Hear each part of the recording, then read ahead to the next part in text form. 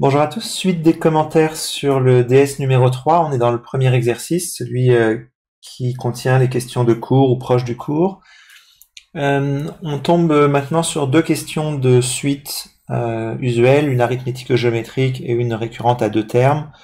Donc pour ça, pour les méthodes de cours, pas vraiment de détails. Attention pour la suite arithmético-géométrique à bien identifier qui est la raison de la suite géométrique qu'on va construire. En général, trouver le décalage ne pose pas de problème. Les deux problèmes que j'ai rencontrés, c'est d'une part 3 divisé par 0,05 qui perturbe certains étudiants. Voilà, divisé par 0,05 pardon, c'est multiplié par 20, ça peut être pratique, comme ça 3 divisé par 0,05, ça fait 60. Et l'autre problème rencontré, c'est surtout une fois que j'ai cette valeur-là qui va être celle du décalage, on ne sait plus quoi en faire. Donc la méthode, il faut bien la prendre jusqu'au bout, c'est ensuite un moins cette valeur-là, et géométrique, de raison quoi? De raison 0,95 justement. Voilà, ensuite on en tient bien compte pour écrire un en fonction de n. Je passe directement à la question 6, avec la suite récurrente, avec une relation de récurrence à deux termes. Donc le calcul de Vn quand la formule est connue pose pas vraiment de problème. C'est surtout pour la question B que je voudrais faire une remarque. Donc c'est écrit à l'aide d'un télescopage, en déduire quelque chose. Et alors, en voyant télescopage, en fait j'ai eu très peu de bonnes réponses sur cette question. Pourquoi? Parce que en voyant télescopage, beaucoup ont essayé d'écrire à tout prix un résultat de télescopage. Notamment la somme demandée là, j'ai vu donc simplement le n plus 1, 2 puissance n plus 1, moins 1 fois 2 puissance 1. Donc le télescopage qui donnerait le dernier terme ou celui d'après moins le premier, ou moins le terme numéro 0. Donc vous avez écrit un résultat de télescopage alors qu'il n'y avait pas du tout de somme télescopique. Donc quand on vous dit à l'aide d'un télescopage, avant de conclure et d'enlever la somme, il faut identifier le télescopage en question. Là, ce qu'il fallait voir, c'est que si on mettait le 4 en facteur ici,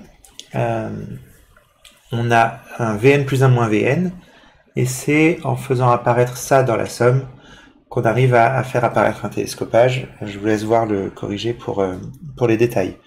Mais voilà, en tout cas, quand on vous donne une méthode, ne surtout pas donner aveuglément un résultat sans avoir mis en évidence la situation où on peut appliquer la méthode.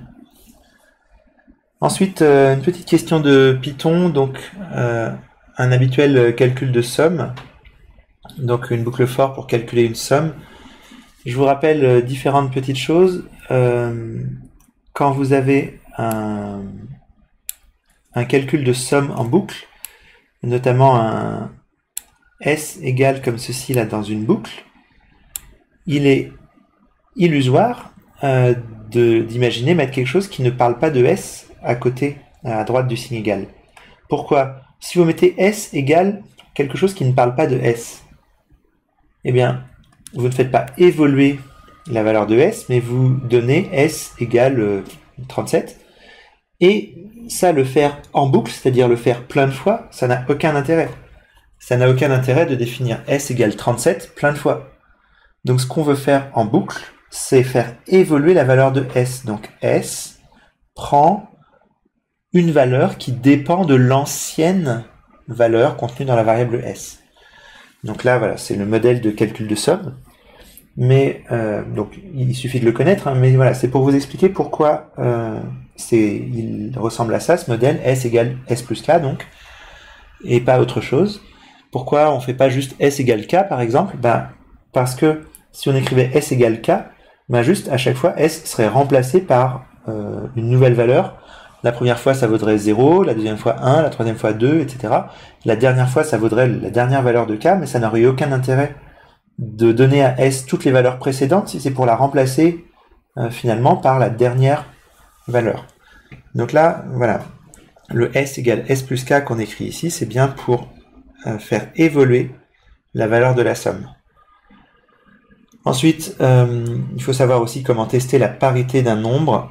Il y a deux idées, une qui est pas si facile que ça, on essaye de diviser par 2 et on se demande si c'est un entier ou pas, donc si c'est égal à sa partie entière par exemple, ça demanderait plusieurs opérations. Et sinon il y a l'opération de reste dans la division euclidienne, donc avec le symbole %, qui permet de tester si k pour 102 égale 0, alors le nombre est pair, si k pour 102 égale 1, le nombre est impair. Voilà, donc ça donne cette proposition-là. On fait aller k jusqu'à 100. Je vous rappelle que le dernier terme est exclu de la plage de valeurs. Et on teste si k est impair ou pas. Pour la transformation ensuite, on peut imaginer, si on n'a pas recours aux boucles while, les boucles while étaient un petit peu fraîches dans le programme de révision du devoir, si on ne veut pas avoir recours aux boucles while, on va tout simplement faire aller un k de 1 à 100 également, mais de 2 en 2. Voilà, donc on peut rajouter le 2 dans les valeurs de range. Donc le troisième paramètre, c'est le pas auquel on parcourt la plage de valeurs donnée. Et on peut aussi ruser et dire que des nombres impairs, c'est des nombres de la forme 2k plus 1, où k est pris entre 0 et 50. 0 et 49 si on va jusqu'à 99. Voilà pour cette partie-là. Rendez-vous dans la prochaine vidéo pour attaquer les autres problèmes de ce sujet.